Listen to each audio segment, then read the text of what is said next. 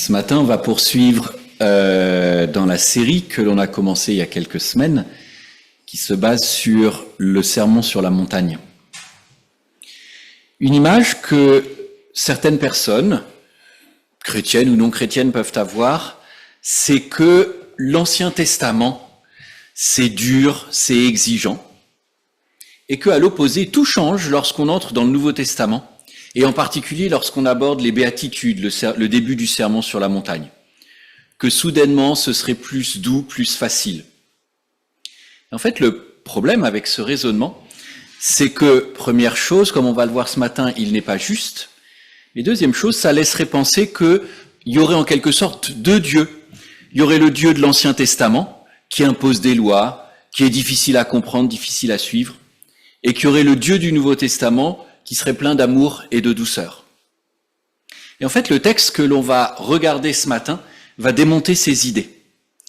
En effet, dans notre texte, le Seigneur Jésus lui-même va montrer qu'on ne peut pas, on ne doit pas séparer l'Ancien et le Nouveau Testament. Et en faisant cela, le Seigneur Jésus va aussi nous montrer ce que doit être la vie, et même d'ailleurs ce qui donne le titre à ce message, que doit être l'ambition du disciple. Le sermon sur la montagne, c'est d'abord un texte, c'est avant tout un texte qui s'applique à des disciples, à des personnes qui suivent Jésus. Et dans les versets que l'on va lire ce matin, Matthieu, chapitre 5, versets 31 à 48, on va voir quelle est l'ambition du disciple. Alors je vous propose de lire d'abord ces textes, ces versets. Commençons donc Matthieu, chapitre 5, à partir du verset 31. On va poursuivre là où on s'était arrêté la semaine passée. Le Seigneur Jésus dit, « Il a été dit que celui qui répudie sa femme lui donne une attestation de rupture. Mais moi je vous dis, quiconque répudie sa femme, sauf en cas d'inconduite sexuelle, la rend adultère et celui qui épouse une femme répudiée commet l'adultère. Vous avez encore entendu qu'il a été dit aux anciens, « Tu ne te parjureras pas, mais tu t'acquitteras envers le Seigneur de tes serments. » Mais moi je vous dis de ne pas jurer du tout, ni par le ciel, parce que c'est le trône de Dieu, ni par la terre, parce que c'est son marchepied, ni par Jérusalem, parce que c'est la ville du grand roi. Ne jure pas non plus par ta tête, car tu ne peux pas rendre un seul cheveu noir ou blanc. Que votre parole soit oui, oui, non, non, ce qu'on y ajoute vient du mauvais. Vous avez entendu qu'il a été dit œil pour œil et dent pour dent, mais moi je vous dis de ne pas vous opposer au mauvais. Si quelqu'un te frappe sur la joue droite, tends lui aussi l'autre. Si quelqu'un veut te faire un procès, pour te prendre ta tunique, laisse-lui aussi ton vêtement. Si quelqu'un te réquisitionne pour faire 1 000, fais-en 2 avec lui. Donne à celui qui te demande et ne te détourne pas de celui qui veut t'emprunter quelque chose. Vous avez entendu qu'il a été dit, tu aimeras ton prochain et tu détesteras ton ennemi. Mais moi je vous dis, aimez vos ennemis et priez pour ceux qui vous persécutent. Alors vous serez fils de votre Père qui est dans les cieux, car il fait lever son soleil sur les mauvais et sur les bons, et il fait pleuvoir sur les justes et sur les injustes. En effet, si vous aimez ceux qui vous aiment, quelle récompense aurez-vous? Les collecteurs des taxes eux-mêmes n'en font-ils pas autant? Et si vous ne saluez que vos frères, que faites-vous d'extraordinaire? Les non-juifs eux-mêmes n'en font-ils pas autant? Vous serez donc parfaits, comme votre Père céleste est parfait. Comme je le disais il y a quelques instants, juste avant qu'on ne commence la lecture, dans ces versets, le Seigneur Jésus nous présente l'ambition du disciple. L'ambition du disciple, comme on va le voir maintenant plus en détail, c'est d'avoir une vie, de vivre une vie qui soit sans compartimentation, qui soit sans facilité, une vie qui soit ancrée dans la grâce et une vie qui vise la perfection. Donc on va détailler maintenant chacune de ces idées. D'abord, la vie du disciple, c'est une vie sans compartimentation. La vie du disciple couvre d'abord tous les domaines de l'existence. Ce qui est surprenant, et c'est à la fois un effet du discours du Seigneur Jésus, puis un effet aussi de notre découpage, c'est que dans le texte que nous avons sous les yeux, les versets 31 à 48 du chapitre 5, le Seigneur Jésus s'intéresse à beaucoup de choses différentes, beaucoup de domaines différents. Alors bien sûr, et je me baserai sur ce que Charpie nous a déjà dit la semaine passée, il y a un point commun qui sous-tend tous ces versets et tous ces domaines, en fait, différents à propos desquels le Seigneur Jésus parle, ce sont les 10 commandements, la deuxième moitié des 10 commandements. Mais dans ce que l'on lit aujourd'hui, le Seigneur Jésus parle du mariage, de nos paroles, des pratiques judiciaires, voire même des injustices. Et Jésus, en abordant des domaines qui partent un petit peu, en tout cas à première vue dans tous les sens, montre qu'il n'y a pas de compartiment dans la vie du disciple. La vie du disciple, c'est bien l'ensemble de notre façon de vivre, l'ensemble de notre mode de vie. La vie du disciple concerne la totalité de nos activités. Il n'y a donc pas de compartimentation. On ne peut pas dire la vie de disciple, ça concerne ceci de ma vie quotidienne, mais pas cela. Non, la totalité de nos activités doit faire partie de notre vie de disciple. Mais aussi, autre compartimentation contre laquelle le Seigneur Jésus lutte, c'est que la vie du disciple prend racine dans l'ensemble de la parole de Dieu. La vie du disciple nous demande, nous impose de ne pas compartimenter la révélation de Dieu dans sa parole. Et c'était bien, et je l'en remercie, que Charpie nous rappelle à la fois que la vie de disciple, c'est l'ensemble de la révélation de Dieu dans la Bible, mais c'est aussi l'ensemble de la révélation de Dieu dans la création. On ne doit pas séparer les choses. Et comment est-ce que le Seigneur Jésus va nous montrer qu'il ne faut pas compartimenter ? Eh bien, comme on avait vu déjà la semaine dernière, le Seigneur Jésus va à plusieurs reprises faire appel à ce que son auditoire connaît. C'était la loi de Moïse, mais c'est aussi ce que nous avons dans notre Ancien Testament. Au verset 31, le Seigneur Jésus dit « Il a été dit que celui qui répudie sa femme ». Au verset 33, « Vous avez entendu qu'il a été dit aux anciens ». Au verset 38 et 43, « Vous avez entendu qu'il a été dit ». Le Seigneur Jésus, ici, met directement en pratique ce que lui-même a annoncé précédemment. Le Seigneur Jésus a dit « Ne croyez pas que je sois venu pour abolir la loi ou les prophètes, je suis venu non pour abolir, mais pour accomplir. » Je vous le dis en vérité, c'est au verset 18 de ce chapitre 5, « Tant que le ciel et la terre n'auront pas disparu, pas une seule lettre, ni un seul trait de lettre ne disparaîtra de la loi. » Tant que la loi n'est pas abolie, et le Seigneur Jésus nous rappelle d'ailleurs ce matin que la loi n'est pas abolie, la vie pratique du disciple commence par la loi de Dieu, la parole de Dieu telle qu'elle est révélée dans l'Ancien et le Nouveau Testament. Donc la vie du disciple, c'est l'ensemble de sa vie, l'ensemble de ses activités, la totalité de ses activités, et la vie du disciple prend racine dans l'ensemble, la totalité de la parole de Dieu. Mais comment se vit-elle cette vie ? Eh bien, ce que le Seigneur Jésus nous rappelle, c'est que la vie du disciple, c'est une vie qui est sans facilité. La vie de disciple, d'abord, c'est de refuser la facilité. Et ça, c'est un problème parce que la facilité, c'est ce que les humains recherchent depuis l'origine. Prendre le chemin de moins de résistance, faire ce qui est le moins coûteux, faire ce qui nous permet de maximiser le confort. C'est toujours ce que recherche l'être humain. Et c'est pas moderne, c'est pas un phénomène récent, c'est depuis le début de la vie de l'humanité. Alors c'est vrai que ça a toujours été un problème, et peut-être, avec les progrès technologiques, ça l'est davantage. Eh bien, le Seigneur Jésus va nous montrer que la vie du disciple demande de refuser la facilité. Et il va faire ça de plusieurs façons. D'abord, le Seigneur Jésus va aborder la vie de couple. Il commence au verset 31 par nous rappeler à son auditoire, il a été dit que celui qui répudie sa femme lui donne une attestation de rupture. Le point de départ de ce que dit le Seigneur Jésus ici, c'est quelque chose qui se trouve dans la loi de Moïse, une pratique qui est dans la loi de Moïse. En Deutéronome, chapitre 24, verset 1, la loi dit « Lorsqu'un homme a pris à épouser une femme et que celle-ci n'a pas trouvé grâce à ses yeux parce qu'il a trouvé en elle quelque chose d'inconvenant, il écrira pour elle une attestation de rupture. Après la lui avoir remise, il la renverra dans sa maison. » D'abord, il est important de relire ces versets pour s'arrêter sur des détails. L'Ancien Testament, Deutéronome 24 ici, souligne qu'il doit y avoir une raison pour initier la rupture. Et que cette raison, c'est quelque chose d'inconvenant, qui était contraire à la morale. Ça, c'est la loi de Dieu. C'est ce que le peuple de Dieu avait été autorisé à faire. Maintenant, quand le Seigneur Jésus parle à ses auditeurs, à son auditoire, des siècles après, la pratique a évolué. Les rabbins, les chefs religieux ont commencé à rajouter des règles par rapport à ça. Et on avait atteint, de façon assez intéressante, au moment où le Seigneur Jésus prononce ces paroles, la situation dans laquelle l'attestation de rupture pouvait être donnée dans de très nombreuses situations. On avait atteint le point où le fait qu'une femme serve un repas froid pas assez chaud à son mari, pouvait constituer un motif de divorce. Donc le divorce était devenu extrêmement facile. Là aussi, c'est pas un phénomène récent. Les rabbins avaient considérablement élargi pour les hommes les motifs du divorce. Et ce que le Seigneur Jésus est en train de dire, qu'il va développer davantage en Matthieu 19, c'est que ce qui était censé protéger, encadrer la lettre de rupture, était devenu en fait un outil d'oppression.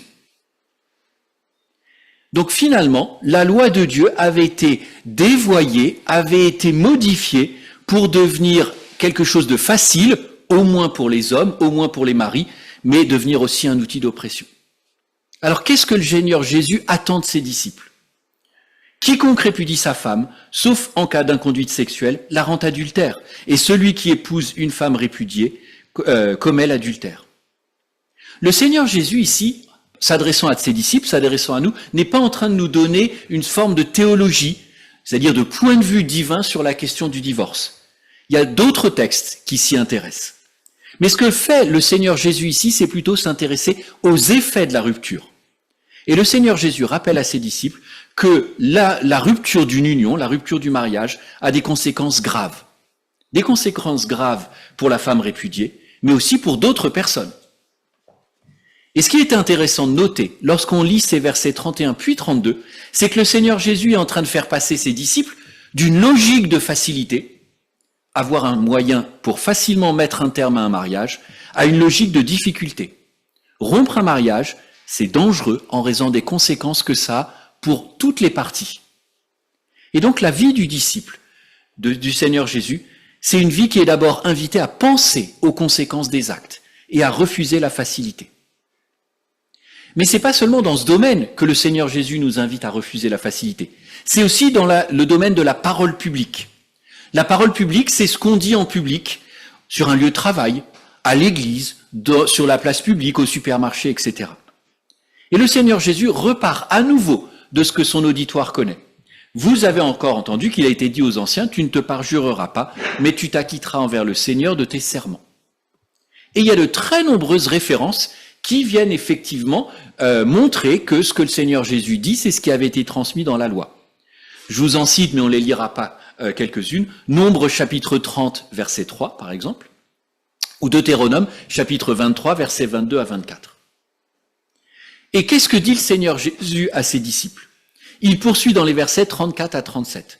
« Mais moi, je vous dis de ne pas jurer du tout, ni par le ciel parce que c'est le trône de Dieu, ni par la terre parce que c'est son marchepied, ni par Jérusalem parce que c'est la ville du grand roi.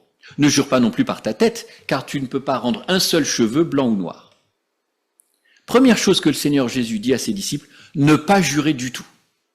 C'est l'affirmation choc du Seigneur Jésus, mais une affirmation qui était déjà présente dans l'Ancien Testament, en Deutéronome 23 en particulier.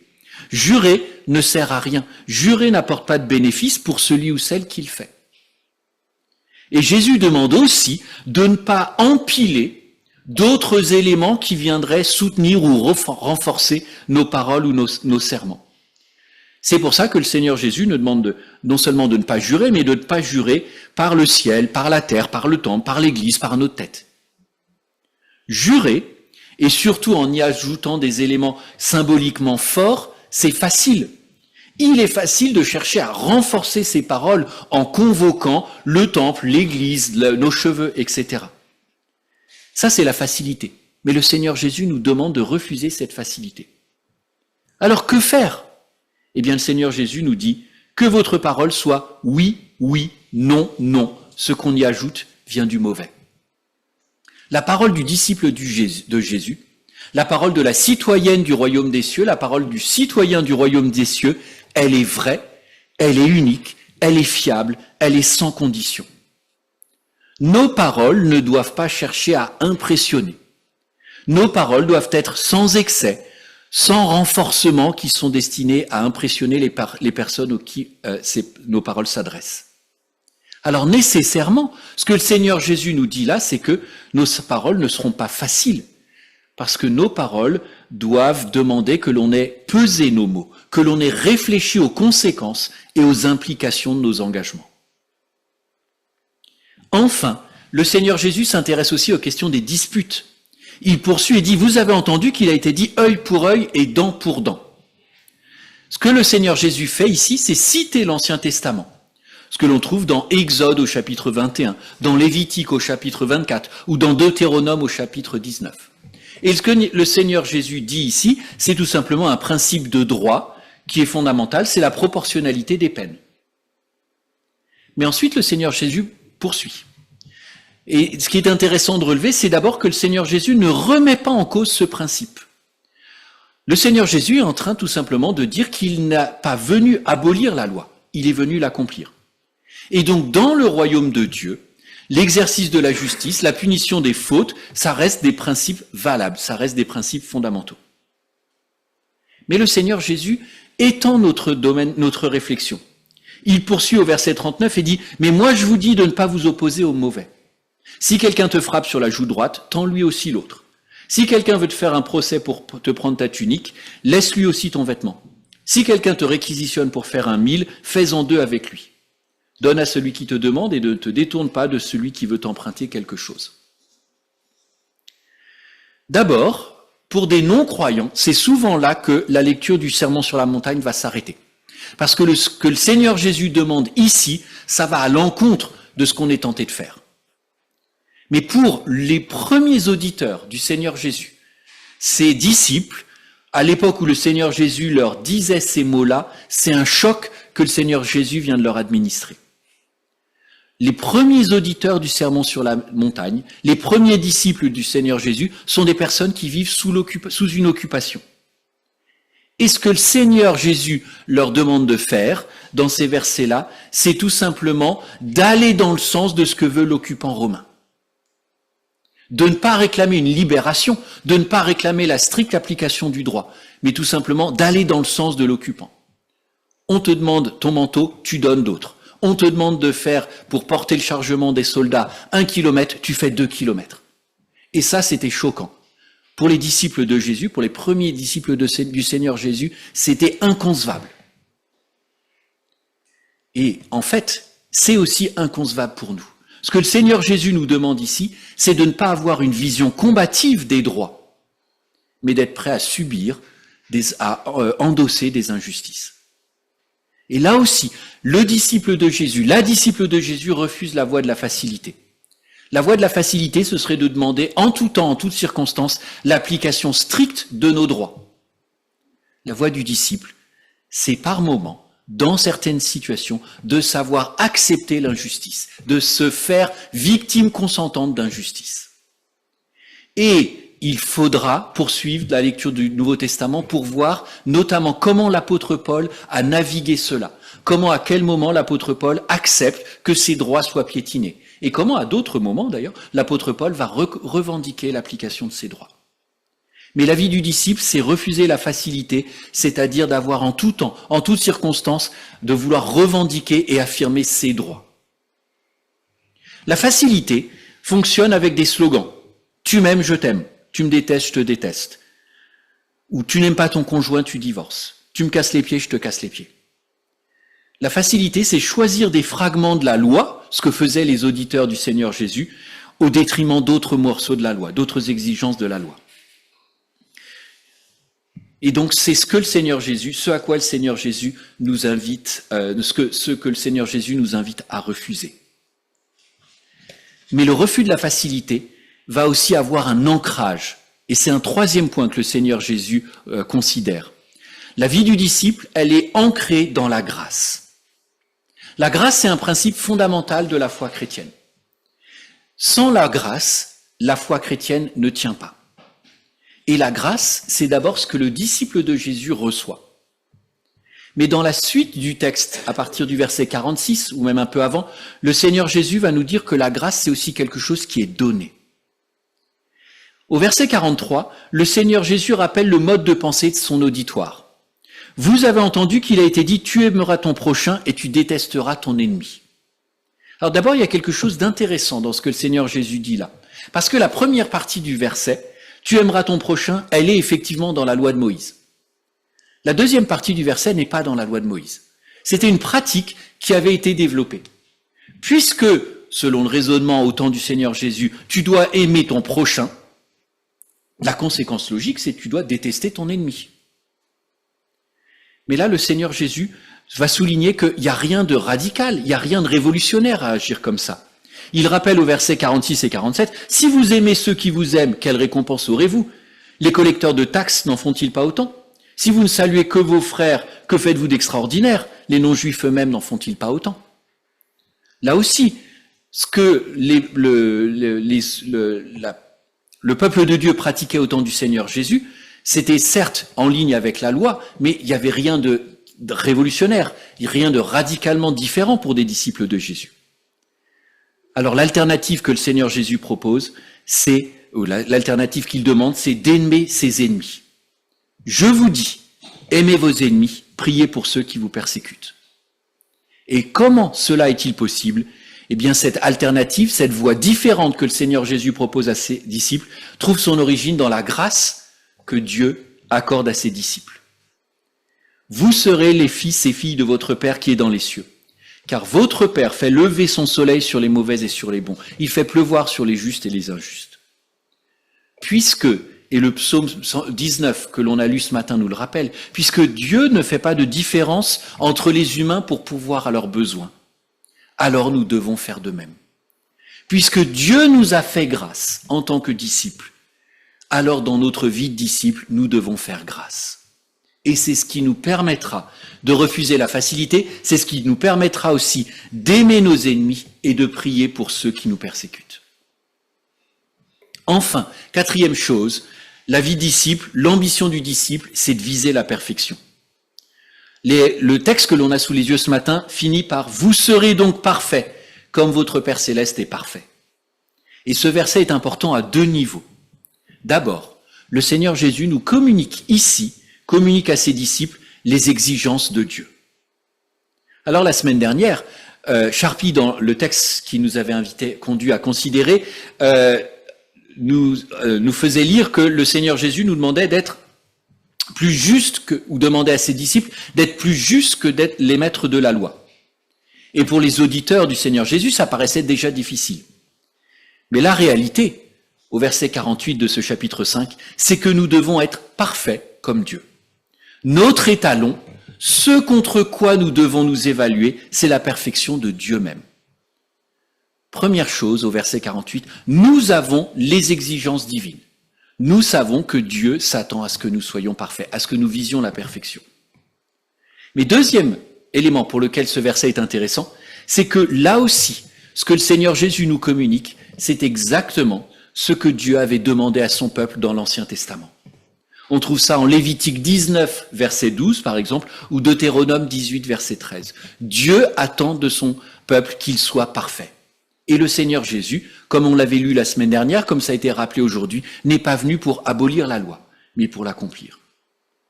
Comme Dieu est parfait, et comme Dieu démontre sa perfection dans le monde et dans son fonctionnement, c'est ce qu'on a lu dans le psaume 19 ce matin, le peuple de Dieu, les disciples de Jésus, le peuple de l'Ancien et du Nouveau Testament doivent manifester la perfection de Dieu. Et donc, là encore, on est invité à refuser la facilité. Nous sommes invités non pas à nous baser sur des modèles humains, mais nous sommes invités à imiter la perfection de Dieu manifestée en Jésus-Christ. Le message de ce matin, je l'ai intitulé « L'ambition du disciple ». Et dans les versets qu'on a lus ce matin, le Seigneur Jésus présente le comportement que nous devons développer, que nous devons cultiver dans différents domaines de nos vies. Le Seigneur Jésus nous montre encore une fois ce matin que nous devons faire mieux que les spécialistes de la loi. Nous devons faire mieux que les maîtres de la loi.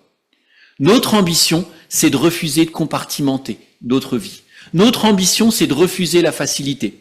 Notre ambition, c'est de vivre une vie ancrée dans la grâce, avec le désir de démontrer cette grâce que nous avons reçue. Notre ambition, c'est une vie qui vise la perfection. Et dans les derniers versets que l'on a lus ce matin, le Seigneur Jésus nous présente un mode de vie qui est basé sur le caractère de Dieu. Ce que Jésus nous rappelle aussi, c'est que nous devons être fidèles parce que Dieu est fidèle, y compris avec nous quand nous nous éloignons de lui. Le Seigneur Jésus nous invite à avoir des paroles qui soient vraies, qui soient sans équivoque, qui soient sans artifice, sans ornement, parce que Dieu a une seule parole qu'il accomplit. Le Seigneur Jésus nous appelle à aimer nos ennemis, prier pour ceux qui nous persécutent, parce que le Seigneur Jésus n'a pas rendu le mal pour le mal. Le Seigneur Jésus a pardonné. Enfin, nous sommes appelés à aimer nos ennemis, à prier pour ceux qui nous persécutent, parce que le Seigneur Jésus, parce que Dieu a fait de ses ennemis des amis. Paul dira en Romains chapitre 5, verset 10, « Si lorsque nous étions ennemis, nous avons été réconciliés avec Dieu au moyen de la mort de son Fils, à plus forte raison, à une fois réconciliés, serons-nous sauvés par sa vie. » Nous étions ennemis de Dieu, par la grâce du Seigneur Jésus, nous sommes maintenant ses amis. Et c'est ça que nous devons imiter, c'est ce que nous devons avoir comme ambition.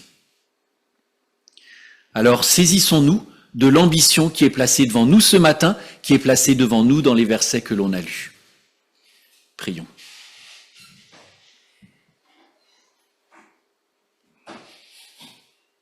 Seigneur, juste avant le message, nous avons chanté ce chant qui t'invite à parler au travers de ta parole.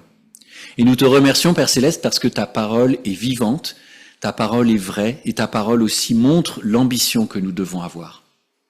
Seigneur, cette ambition, elle peut sembler démesurée, elle peut sembler écrasante. Mais Seigneur, nous te remercions parce que l'ambition, ce que tu attends de nous dans notre vie quotidienne, dans la vie pour cette semaine qui s'ouvre devant nous, c'est d'abord basé sur la grâce que tu nous as faite. Nous te remercions, Père Céleste, parce que par le Seigneur Jésus, nous avons été sauvés, nous avons été rachetés, nous avons été purifiés. Et Seigneur Jésus, nous te remercions parce que par cette grâce que nous avons reçue, nous sommes équipés pour mener une vie de disciples. Nous te prions, Seigneur, de nous aider à avoir une vie qui soit conforme à tes ambitions, conforme à ta parole durant cette semaine. Et nous te remercions, Seigneur Dieu, parce que nous sommes équipés par ton esprit, équipés par cette grâce qui vit en nous. Père Céleste, aide-nous à avoir une vie ambitieuse cette semaine, aide-nous à être vigilants à l'écoute de ton esprit, à être soumis aussi et obéissants à ton esprit. Dans le nom du Seigneur Jésus. Amen.